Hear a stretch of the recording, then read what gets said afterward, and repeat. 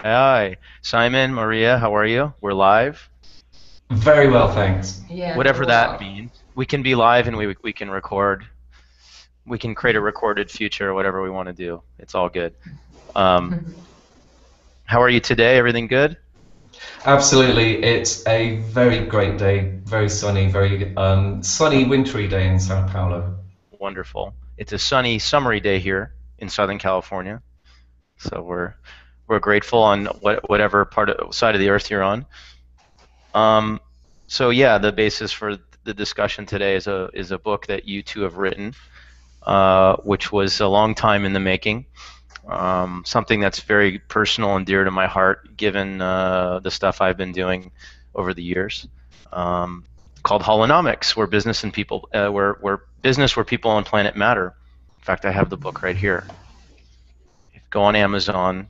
This will be actually you're going to see it backwards, so try to read through the cryptography there. But um, the first up, I thought we would talk a little bit about macro context, what inspired you to write the book. Hmm. And the first thing I think that would be interesting would be to break down the word holonomics. You have holon at the root, Yeah. uh, and then economics. So why don't we talk about that for a second, if you would? Absolutely. So we actually had the idea for the book in 2011. 11. Both Maria and I are teachers at a very visionary business school in the south of Brazil called Sustentare.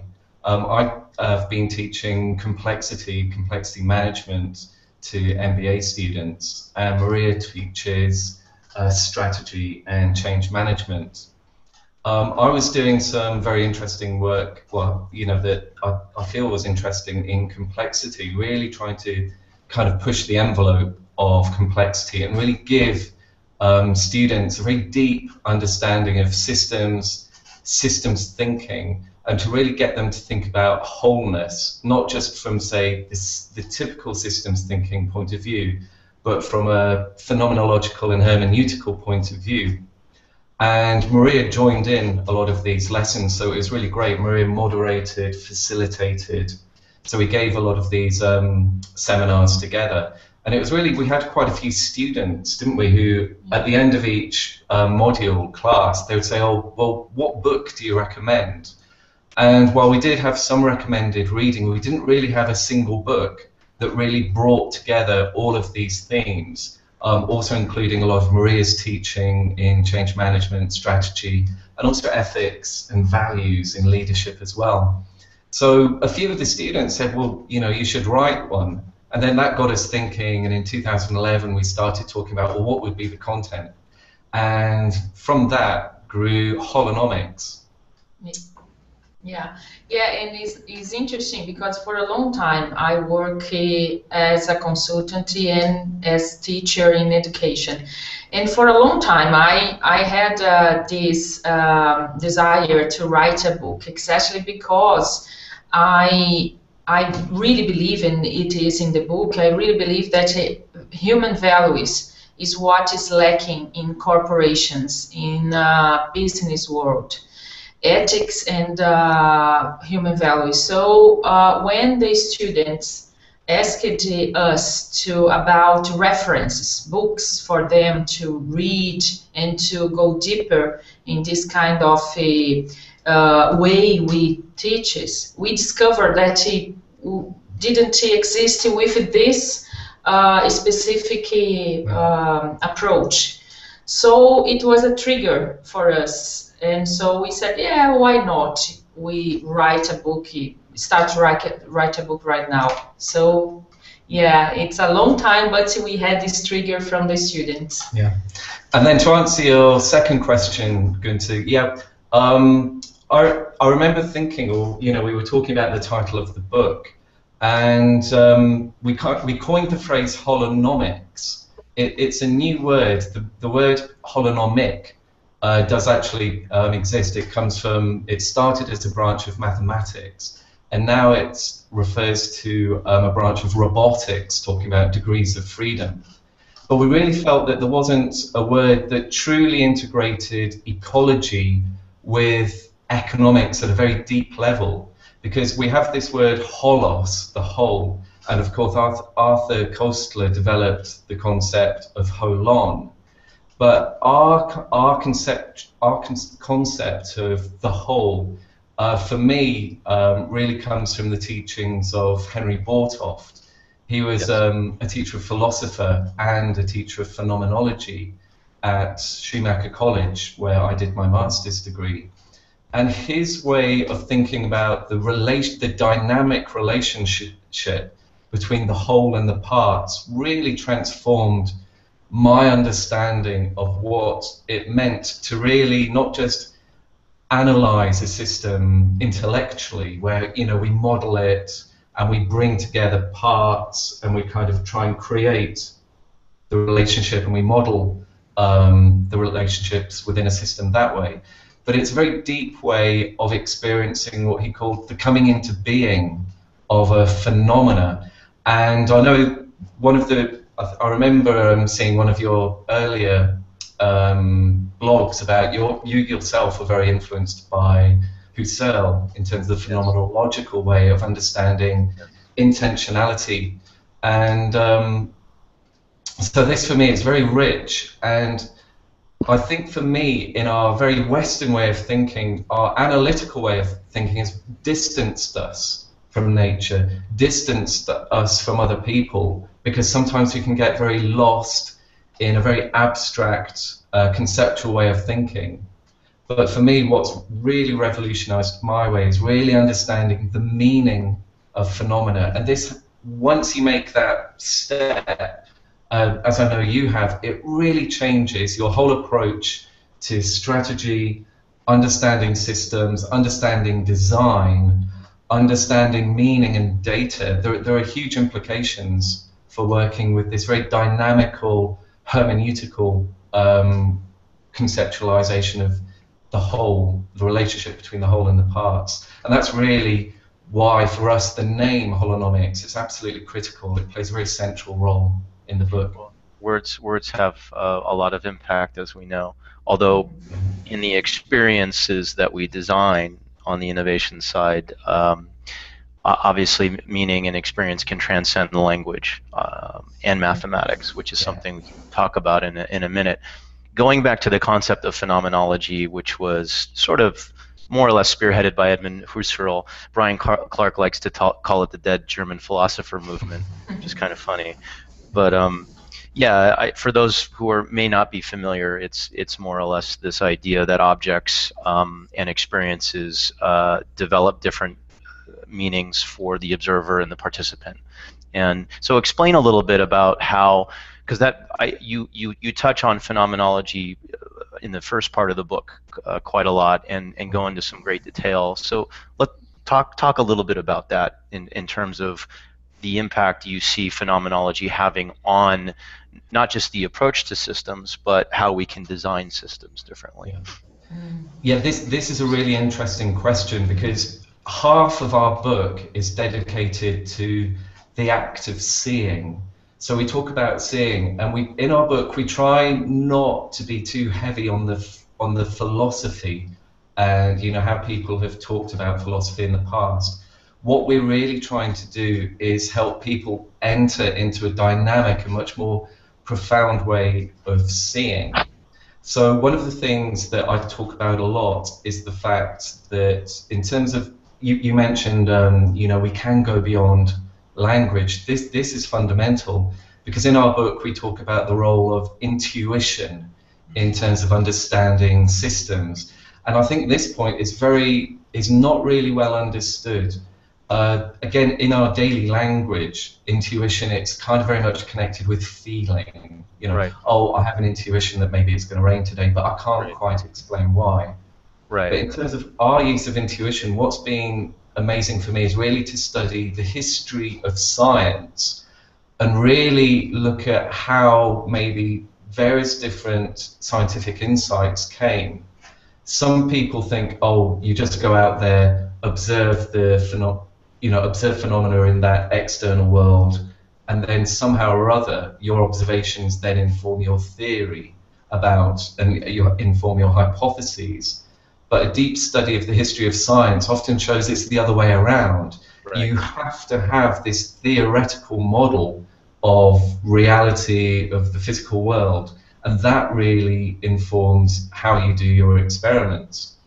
So in terms of talking about this very difficult to grasp concept, phenomena, instead, as I said, instead of teaching phenomenological philosophy, I work a lot with Goethe's theory of colours, and you really have to do this. So I give people glass prisms, and I just say to people, look through the prism. Yeah. So this really connects people with this concept of just thinking about colour without thinking about light or the science of light or something like that. And this really gets people thinking about, wow, you know, we often, our way of experiencing the world is through theories, and it's very little, it's not that often that we really are mindful and look at the diversity in the world, look at how dynamic our world is.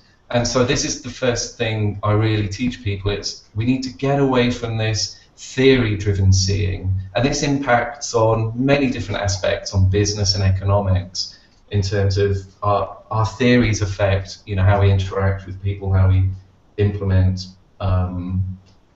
methodologies and frameworks, and really get people really connected with the sensory world. What's actually happening? What's really out there? What can you really see without having your mental filters? Yeah, another example, a practice, a dynamic that I did with a group of executives. We had to discuss the sustainability into the strategy.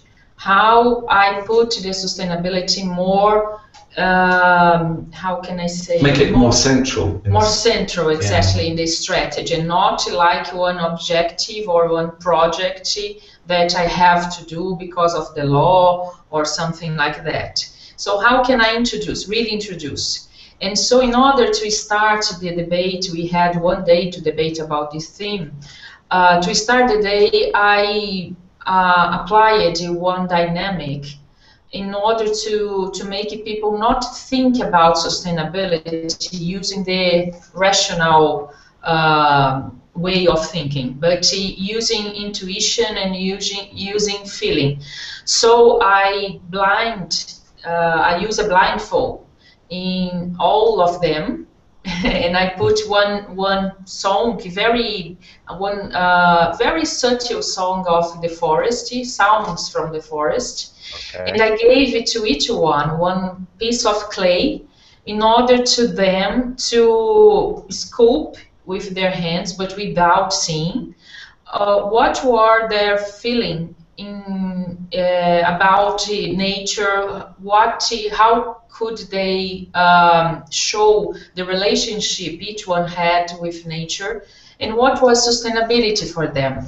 Got it. And it was very nice because at the first moment they had a resistance, because it's very difficult to be blind and to produce something. It's not an unusual thing that people do. So they said, oh, I will do only one ball. Anything will be produced. I can't scope it. Anyway, the normal resistance. But after that, they started to integrate, to be very intimate with the clay, and they start to produce sculptures. And it was marvelous what they did. And after this exercise, after they finished, we took out the blindfold, and each one started to express what they did and why they did, so to explain a little more. And it was very interesting because lots of them said that they forgot how nice is the contact with Earth, and how nice it is to, because of the sound of the forest, how nice it is to be into the nature. And they forgot how nice it was. So many of them said they came back to their childhood and to that moment when everything was one and not separated. And they produced very nice sculptures about how important is the nature for them, and they forgot that. So after that, we started to discuss sustainability into the strategy, and the discussion was much deeper than I believe it would be if we didn't start this with this dynamic. Took them to another level of consciousness, not rational, but more deeper than if we just ask them. Yeah. So, And oh, I'm sorry. Go ahead, Simon. What were you going to say? Because I was helping facilitate one of these particular workshops, and it's really worth emphasizing that the people at this workshop were high-level business executives. They'd spend their whole day in spreadsheets, PowerPoint, strategic maps, very analytical. Enclosed inside of four walls. Yes, exactly. But one thing that Maria and we always emphasize is that we always look and see the potential in people. It's not a case of, oh, here's one type of person and they can only think one way, or here's an artistic person and they can only think another way.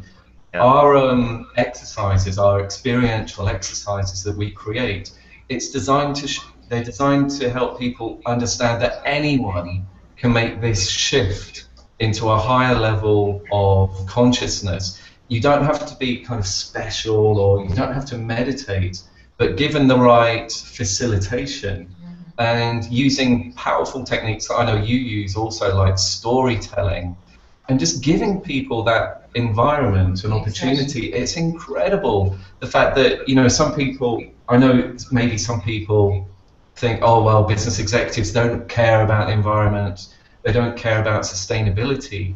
But when people really are offered a chance to tell their stories and to really experience sustainability using this very different way of knowing the world, people have that potential, and that's what we're trying to tap into.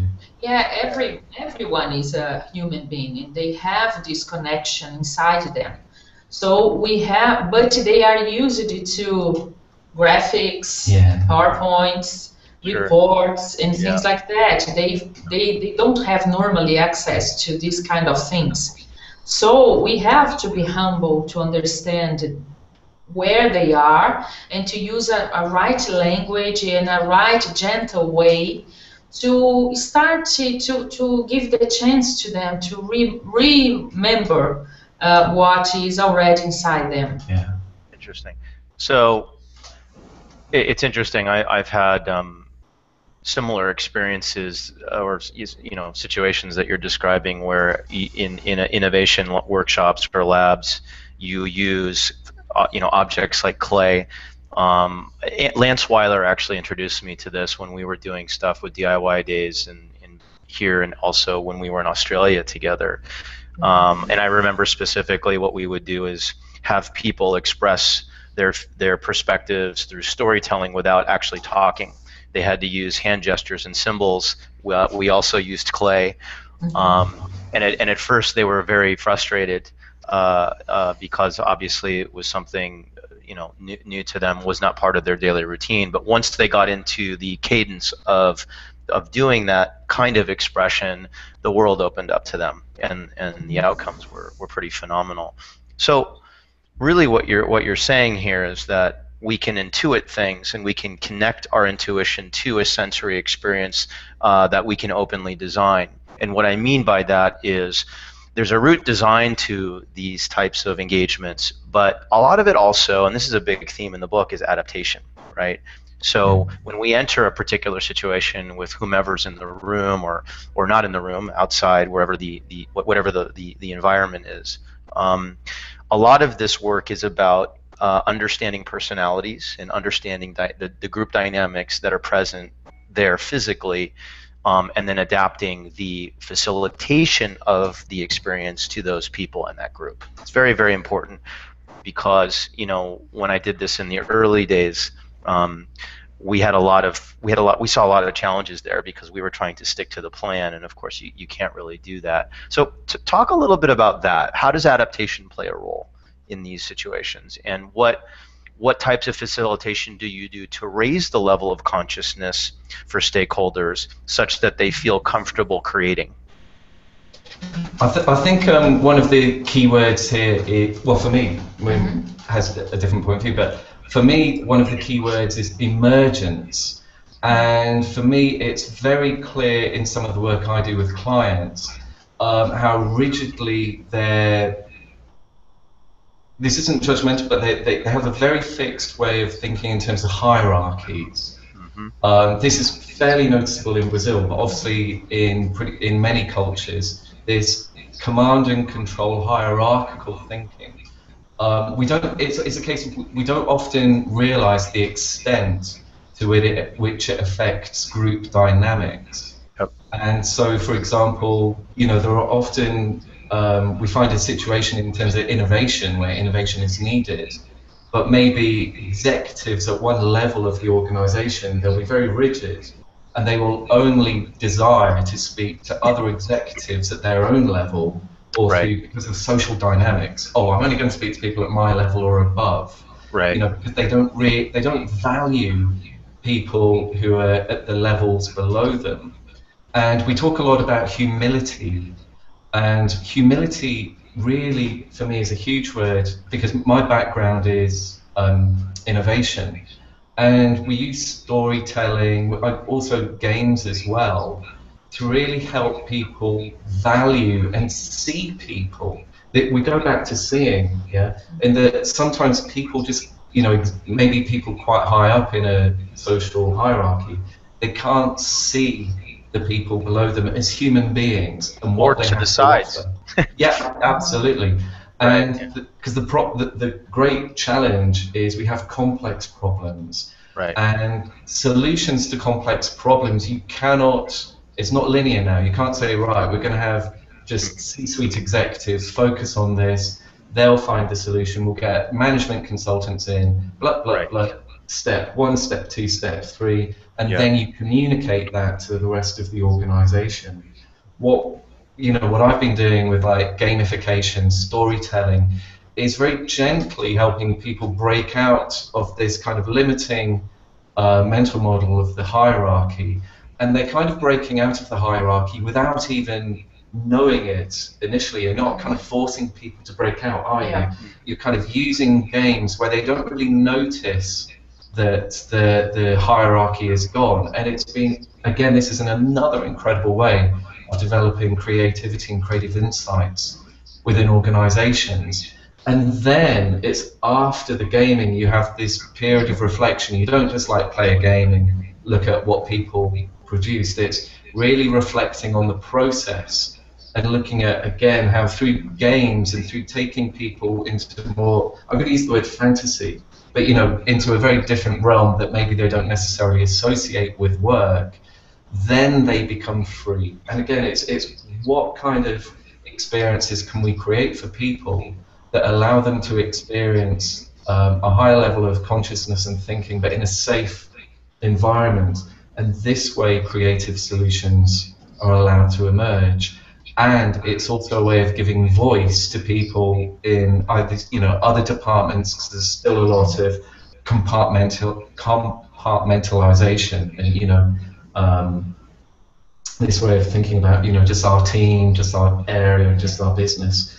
So that's been quite powerful. Yeah, I have using storytelling a lot as well, and using when I said that we have to be very gentle and careful and respect the way these people, executives and people in the business world, they use a lot the rational power, way of thinking. So what I am using, and it's very simple but very powerful, is to talk about the beginning of the system we live in, that is the capitalism. And since the first revolution, the power of Taylor in the beginning of 20s, and the influence of his theory and practice, of course, in our lives. And because we are nowadays in very quickly, we came into a world with much more information, with much more news, and we know lots of things at the same time much more than in the past. So people are not having time to elaborate all these things and to think, oh, what is really changing, why is changing. So to telling the story about the evolution of the system and how we keep the old way of doing things nowadays is not more acceptable, is not more adequate for the time we are living. And people so start to think, yeah, you were right, wow, I didn't think about it. So I am using the storytelling plus the dialogue. So we create around, how can I say, the chairs are like in a tribe, yeah, in a circle, and all of them started to discuss our world and how things evolved and why we don't stop to think if what we're doing is the best or not for the time we live. So it's a very powerful way of working with the consciousness. Very cool. So Yeah. storytelling, it's interesting to build on what you were talking about with reference to story. I think there's also some pretty grand misconceptions about story. Definitely. Storytelling is genealogical. It's morphological, meaning Yeah. it deals with role playing and archetype. I personally use a lot of Jungian-inspired archetypal work in the storytelling we employ in these innovation labs. The other aspect of it is epistemological, social epistemology and the like, where you are basically taking on cultural mores and belief systems head on, whether they reside inside the corporation or outside. And I think the big distinction there is, I think a lot of people link storytelling to some sort of an outreach mechanism, whether that's marketing or social media marketing or content.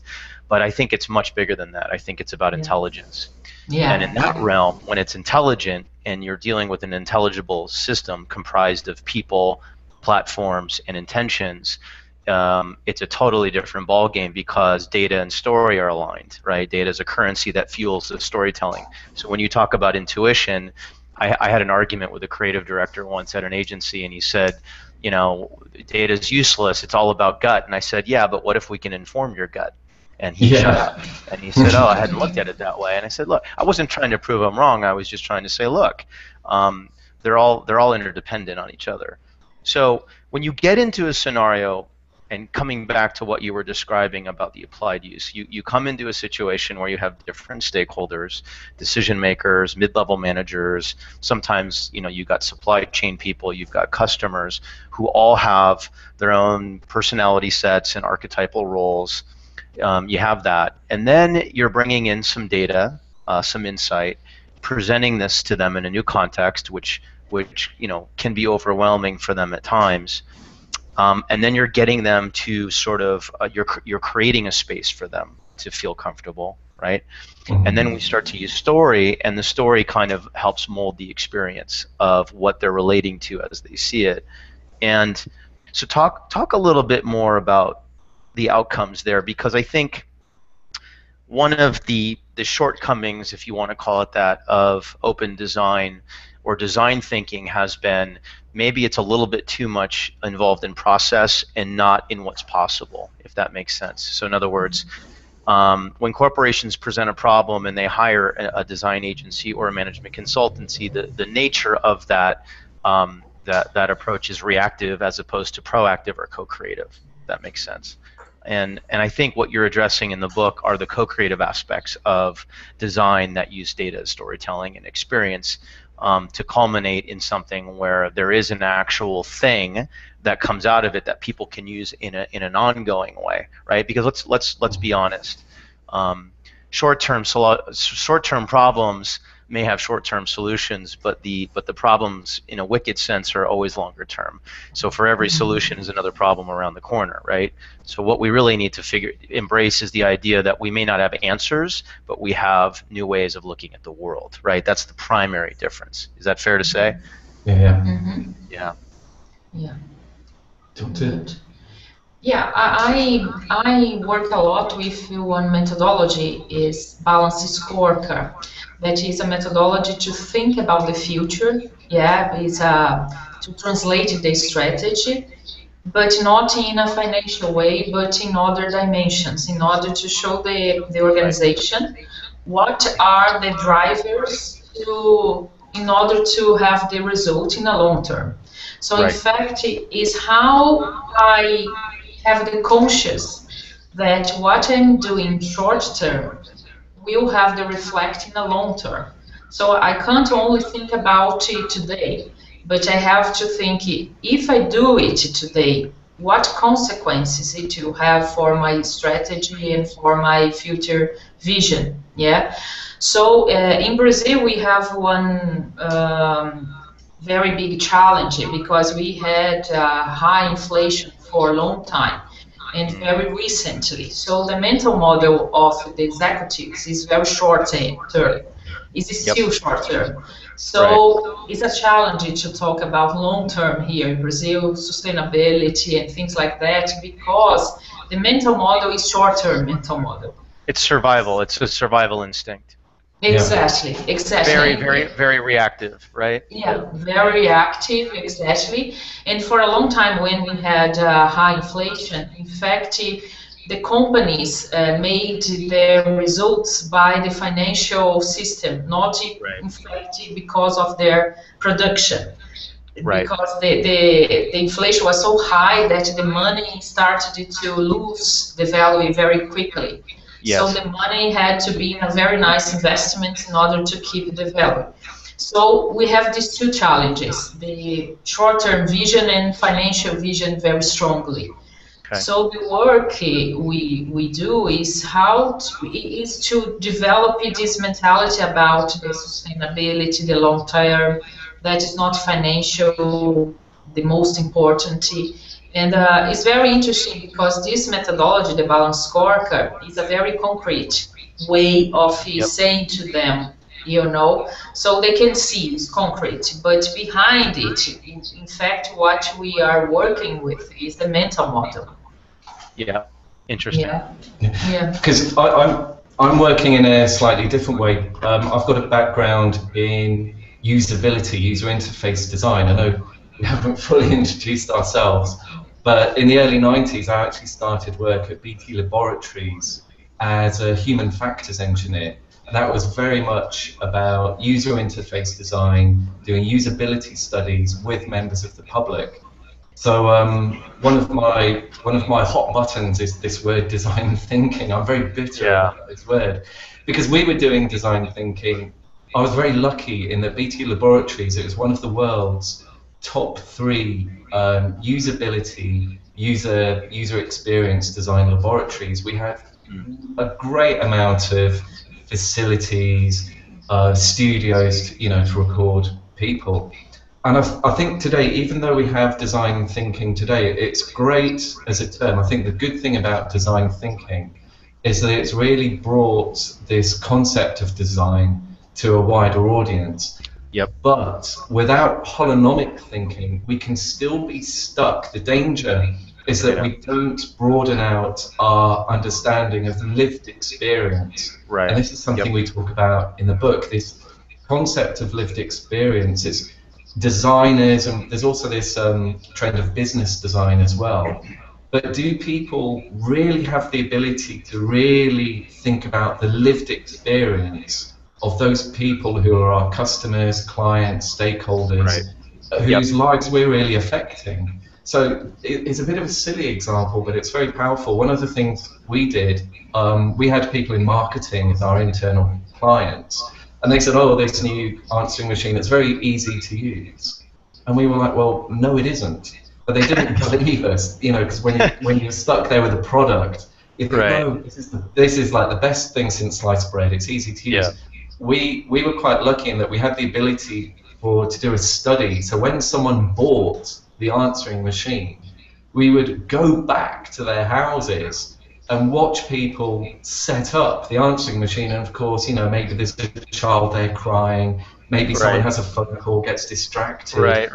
leaves the instructions. And this is the wholeness. This is the whole lived experience, and you're not fragmenting your product. You're not just seeing it in isolation from the whole. And Yep. we were doing a lot of this, back in the 1990s. And now I think we really have to get this concept of lived experience. And we mentioned our mutual friend Brian. I think he's really strong on this in terms of product design, isn't he? That there are people really looking at lived experience. And then finally, fun. Oh, sorry, carry on. No, go ahead. Finally, I think there's another great example. Maria and I have a friend, Charles, who's in the UK. I think you might have read some of his work. He's doing fantastic work, really looking at design in terms of the process of software development. Yep. And he's really trying to do a lot of work helping software engineers understand their own creative way of modeling a system. Because it's what Charles is saying is that coders, people who are writing software, they do write the software, they do document the software, but in terms of the scientific intuition, it's not enough for someone to write a document about software and then hand that over. There's something deeper happening in the mind of a good software programmer that really understands the system as a whole. And also the other thing where we can teach people is kind of, I say junior, people who are just starting to code software. They have all sorts of ways of thinking that maybe they've debugged software. They're probably a bit too confident about their ability to debug complex software. There's no question. Yeah, there's no question. And again, it's not a criticism. What we're just trying to do is help people understand where we can expand their thinking, help them understand their own creations at this much deeper level, at the meaningful, intuitive level. And it has a massive impact, as we all know. If you can debug and really debug at an early stage in a complex project, you could save millions of pounds. If we look at the big governmental software projects in the UK, it has this way of thinking has huge implications. So software technology in general is a great example of I see this obviously a lot on the startup side of things, where lean methodologies are sort of the pervasive thing, and again, not to criticize that, I think there's a lot of value there, but it focuses almost entirely on operational efficiency as opposed to co-creation and conscious level intention, meaning why are we writing the software, what is its larger purpose, and how does that get incorporated into the design. And I agree completely. I think there's a lot of narrowness and depth into specialty areas of software in particular, but very, very little thinking around holism and the larger impacts. And then, of course, ethics ties into this too.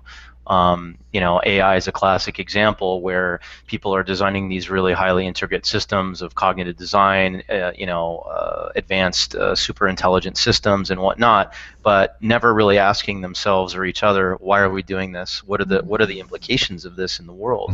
And I think that has to happen. I personally would love to see. It's interesting when we accelerate startups, for example.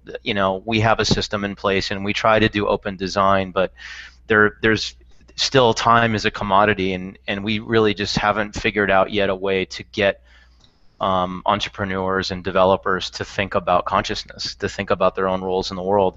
I would say 95% of the entrepreneurs that I talk to have a business mission, but they don't have a longer term vision for how they want their business to fit into the world. They talk about changing the world, but they don't say how or why. I think it's dangerous. I think that's probably the most important thing. And then, of course, ethics ties into it. So along those lines, there are some great examples in the book, and we've talked about how we apply these in these labs and workshops. Let's talk a little bit about the soft value aspects of this, because conscious thinking also is a practice, a very human practice. For example, when we were in France doing our innovation work, they're reinventing the cosmetics industry. It was interesting, right? A fairly rigid group of French and European people, all great people, but not accustomed to expressing themselves openly. Okay, um, and we were running them through meditations and mental and physical play. Very, very unorthodox stuff. Some people might construe it as silly, but they took to it, and the transformations were fantastic. And some people laugh when you talk about meditation, right, as a part of the process. The big revelation for me, quite frankly, was it's probably the most integral piece, right? Raising the level of awareness in a physical space with other human beings is so critical. It's not even funny, because once that discomfort is unleavened, it's I mean, the possibilities are limitless, right? I mean, literally, you can see the transformations in the room. So how have you applied that? How have you opened up spaces with people consciously? You mentioned games, but beyond games, there is literally the exercise of opening up and letting go. I mean, what does that look like for people? Yeah, once I gave one, I gave I facilitate one workshop about innovation, and I started talking about mythology. Okay. I studied for a long time in Joseph Campbell, that is one of the greatest mythologists in the 20s, and it's interesting to think about the evolution of mythology. And Joseph Campbell said, and I think it's very nice, we put it in the book as well, what is the new mythology? The mythology of the time we are living. And Right. because of it, and it's very remarkable, the moment when the man went to the moon, because in that moment he saw that the earth is finite and doesn't have frontiers. Right. So it was a remarkable moment, because the human being saw, yeah, with their eyes, Yes. that we don't have frontiers. And the sequence, the communication process started to be more and more open, people interacting much more. And Joseph Campbell said that this is the new mythology, the That's right. reconnection with the others and the connection with ourselves. Well, So it, Campbell also said, if you want to change the world, change the metaphor, which I think is a powerful statement to your point. yeah, Yes. exactly, exactly. And I believe that in the evolution of our system, we lost the ability to see the other, and Mm, as well to see ourselves, mm, because it is a kind of neurosis for results to right. grow every year and etc. Right. Right. Technology, yeah, technology, for instance, it must be better and better and better. Innovation is inside this concept of results every year.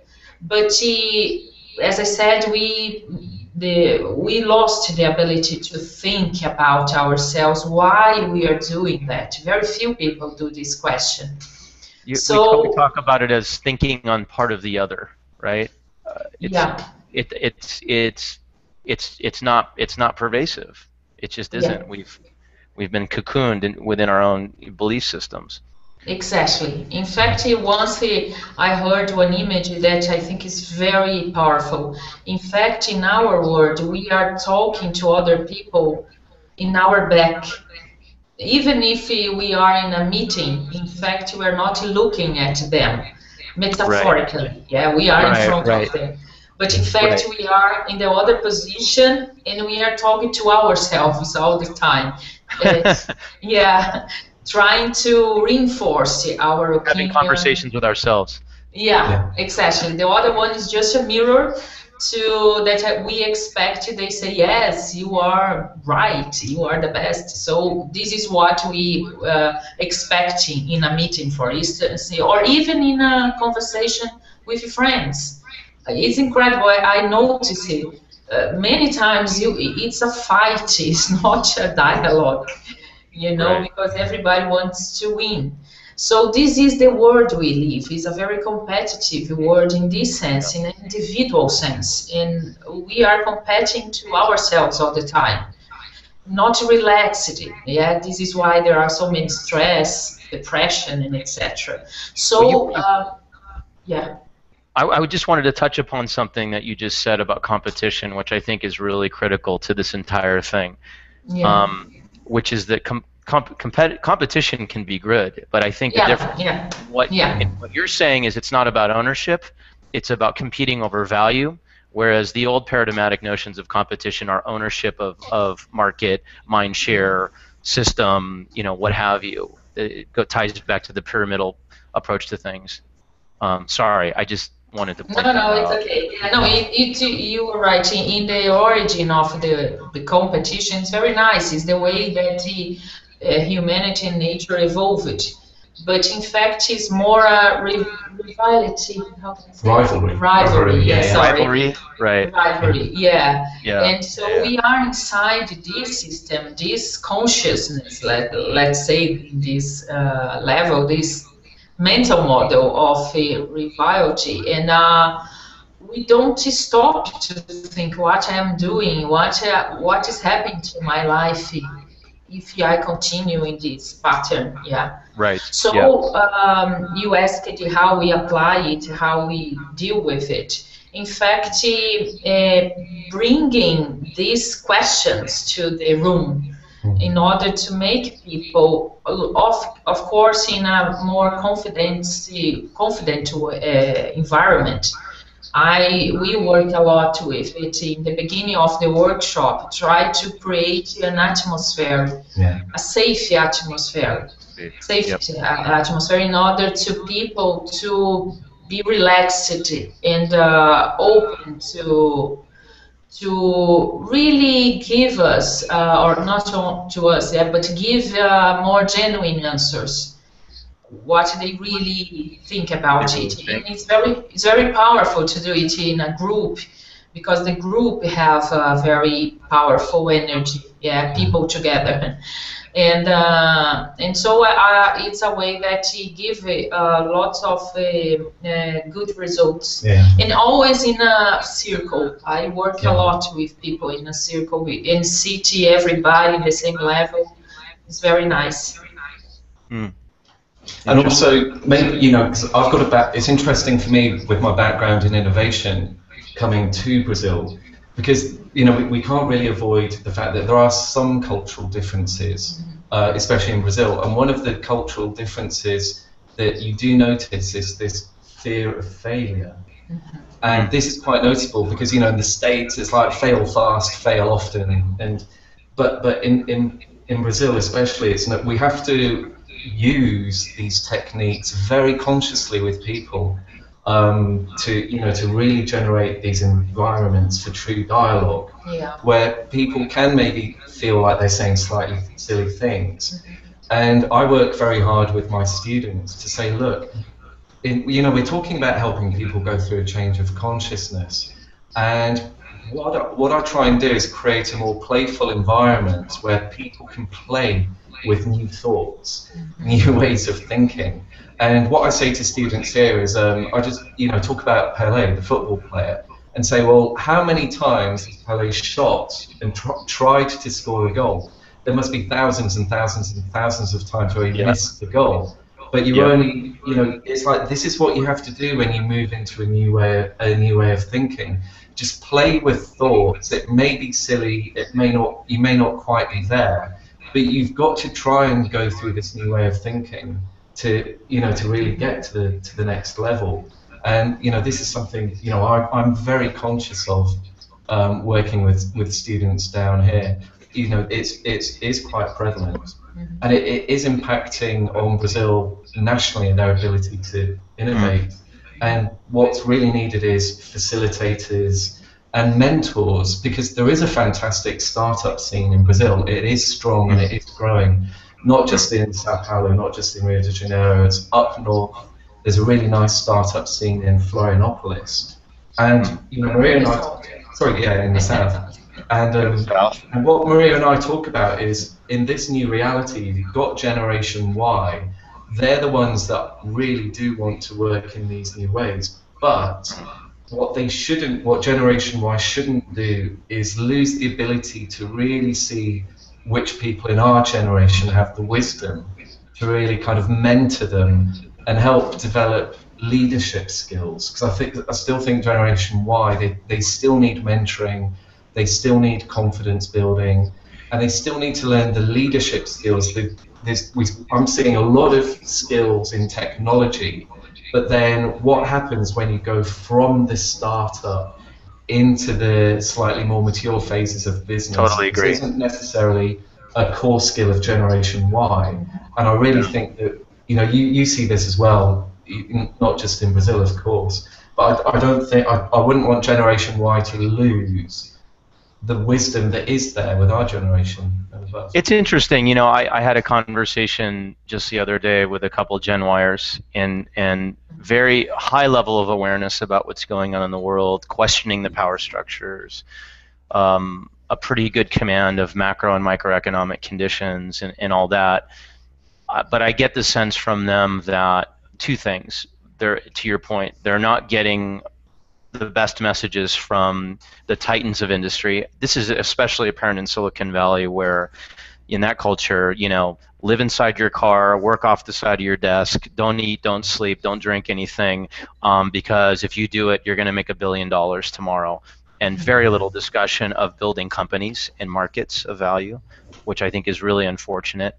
And the second part is they themselves not getting the feeling that they have much time to apply what they know to be true in their hearts about the world. And I think it's shifting, but I totally agree with you. And again, going back to the discussions we have with startups here, again, that sort of mindset of go for it, win big money it's really disappointing to me, at least, because I think it misses the bigger picture.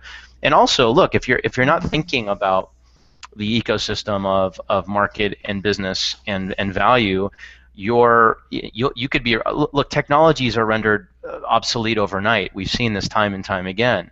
So if you don't have a business and an intentionality and ideology behind it, what's sustainable about your business idea anyways, right? So I totally agree. Why don't we, so that said, I think that serves as a good transition to maybe capping off the discussion. And what's it now? I've barely, I don't know about you, I've barely noticed. No, it's not about me. I don't care. People can read if they want. It doesn't matter. I feel that we're getting to a nice. Yeah. We are. Well, so there's sort of a triplet that's talked about in the book, which I think serves as the foundation of this entire concept and conversation, which is 3 aspects of life which are driving holonomic thinking. The first is self-organization, the second is interdependence, and the third is diversity. And I think tying all of this in, those are really helpful reminders of why we're here, right? Mm-hmm. So apart from the mechanics and the systemic implications of it, of why things self-organize in nature, how things are interdependent, and of course diversity, let's talk a little bit about what that means for people going forward. How can they apply these principles in their daily lives, whether or not they work inside or outside of organizations, whether they're a part of startups or not, whether they're unsure of what they want to do in the world. I mean, let's be honest, I didn't really know what I wanted to do until I was about 35. And in retrospect, everything that I did leading up to today made sense now. But at the time, I didn't know why it was happening. I just did it and thought, oh my God, what have I done? I think a lot of people feel that way. But they're starting to realize, oh my God, it was good that I got fired from that job. It was good that I moved to a foreign country and did this. It's good that I'm confused. Talk about that, if you would. Well, it's interesting that you said, well, don't talk about the mechanisms of complex systems in nature. I understand what you're saying by that, because we try and inspire. We talk about being inspired by nature. So yes. Some of the things that we do a lot, we work with starlings. I've got a couple of employees who are starlings. What we actually do, we show people videos of starlings, And and we ask people, what are the words that inspire you when you see, this great murmuration, this great aerial display of starlings? And it's quite incredible the words that people come up with: harmony, dance, trust, beauty. It's quite phenomenal. And then, I know, Maria, you like to do this. We say, well, do you have these qualities in your work right now? It's like, well, no, it's not quite like that. And again, it comes back to this big balance of top-down imposition of rules and regulations. And some of the younger startup companies, we're sort of advising it. How do you get the balance? You do need some rules are good, but how do you get the balance between rules and freedom, and freedom to be creative? And this is the big thing. The really big thing is some companies, they still are far too reliant on kind of written rules and regulations. Yes. And they're really losing the ability to adapt and, change. But in nature, things change in order to be the same. And so I think to try and wrap up, we do show people all these amazing ways in which nature self-organizes and how nature is creative. But ultimately, you can only change if you have something that stays the same. And that's something that stays the same as a platform of human values. Because without human values, you can have all the technology in the world, all the innovation, and it just does not mean a thing unless you have the values of respect for people and respect for nature. And that's really the sort of key final message we have in Holonomics. Don't keep separate anymore economics and business. They really, really have to be seen as an authentic, dynamic whole. Yeah, and you talk about people, individual lives as well. I really believe that we are living in a very schizophrenic world. It's incredible how we have so much money in some hands, in some places, and how many people suffering under wars, famine, and in any country we have that. Here in Brazil, for instance, the level of violence is very big in the cities and towns. So we have an illusion that we are free. I do believe we are in a prison, invisible prison, but we are in it because we can't go anywhere in any time we want, and etc. So we are in a schizophrenic world, and the companies are an example. When I say to my students that are executives, I say, I can describe the organizations nowadays as an schizophrenic place, and everybody does do it. Yes, exactly. Yes, we.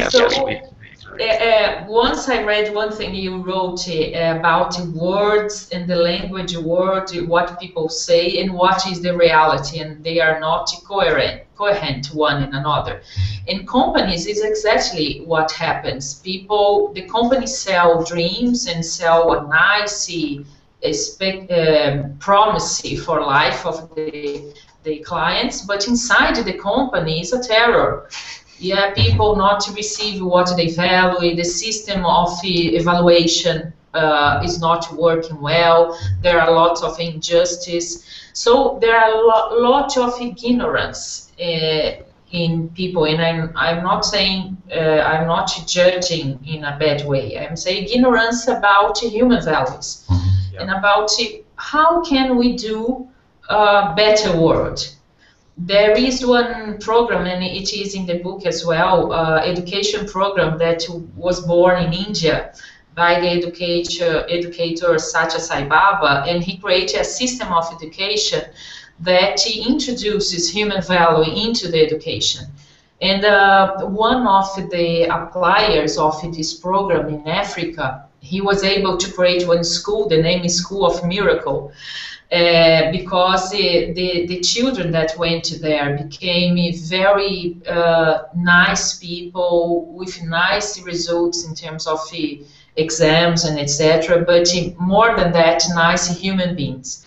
Good And people. once he was giving a speech, and he asked where the big the leaders nowadays in the world, the leaders in countries and the leaders in companies, where they did their, where they Where were they studied. educated? Yeah, where they educated in the best universities in the world.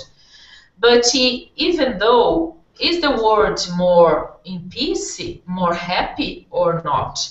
Right. And the audience said, yeah, no, we are not in a better world nowadays. Yeah. So he said, why? It's because the education is lacking in education this part of human values. So in order to know what I'm doing now, how I am treating other people, am I doing something that is making the world better or not? Or I am just automatically doing things in order to have money and buy more things, and but why I'm doing that? So I do believe that people have to start to ask, make questions. I think it's time to make questions, but true questions in order to have true answers as well. Yeah. Hear, hear. Yeah. Simon, Yeah. any closing remarks? Oh, closing remarks. Yeah, there's one aspect, I think, of our book that you probably need to read through the book, because the book has, we really try to write our book in a way that takes you into this deeper way of knowing that it's not an academic book in that it's not talking about things. It's not saying, oh, this philosopher said this philosopher said that. There's a lot of illustrations. We really try and offer people a lot of exercises to take people into this very deep way of knowing the world that isn't just about rational, logical, linguistic thinking. It's really expanding how we know the world through the sensory realm, through feeling, and through intuition.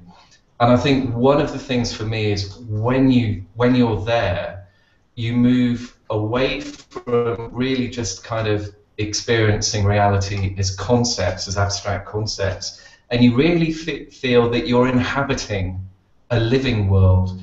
And I think what we're also trying to do is put back the living into life. You experience plants and trees, you experience the world as alive and dynamic, and that changes everything. I think that's what's been quite revelationary from our students. They really say, wow, what you're doing, you're giving us a whole new window on the world. And this, you can't just read about this, you just really have to go through this as a process. But it's really rewarding to see, after we've taught people, after we've done the exercises with them, just how it is like we're giving them new eyes on the world, isn't it? Yeah, and in a positive way. Yeah. Because one thing that I believe is the opposite of happiness is the fear. Yeah. And we are in a world that fear is constant, is endemic. Endemic, yeah. It's a narrative. Fear is a narrative, Exactly. So the book is written in a positive way. So yes. In fact, it's an invitation for people that are not happy with their lives, with their work, with the fact that they can't find answers to their problems.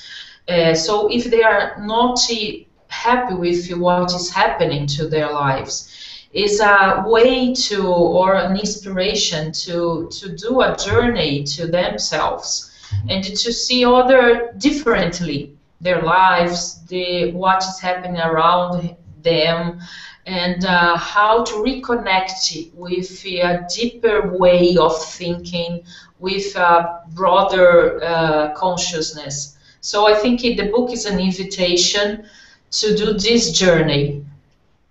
Well said. Well, I agree. I certainly took that away from the book. There was a lot of head nodding and then a lot of learning too, reacquainting with some of the philosophical and scientific pieces that are in it.